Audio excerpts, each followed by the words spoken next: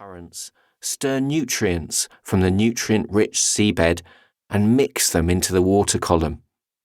Warmed by spring sunshine, our nutrient-rich waters give rise to fabulous blooms of phytoplankton, microscopic plants which float in the water, and zooplankton, tiny animals and the offspring of much sea life which feed upon these plants.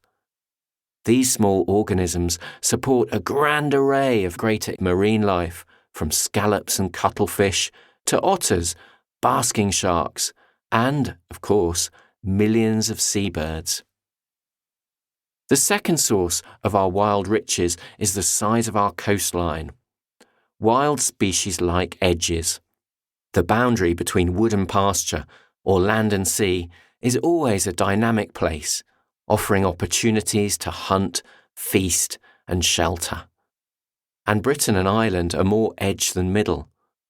The coast of Britain alone is longer than India's, and its twists and turns total more than 10,000 miles.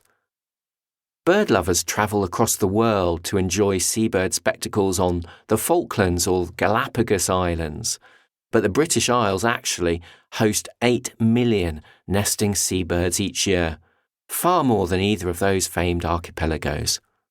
Scotland alone is home to 45% of Europe's entire seabird population. The third contributor to our wealth of nature is these islands' spectacularly varied geological foundations.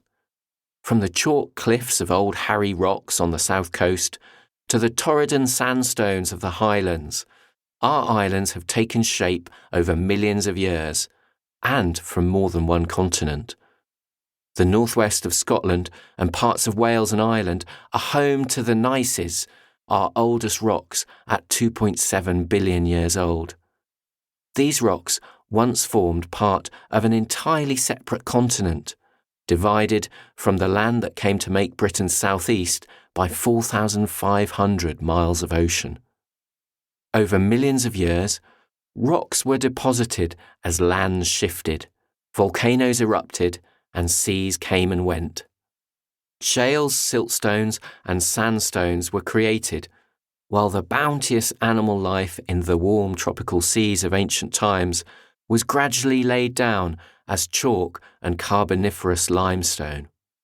More recently, ice ages have come and gone, their glaciers and meltwaters carving out valleys, lakes, and hills of shingle and sand.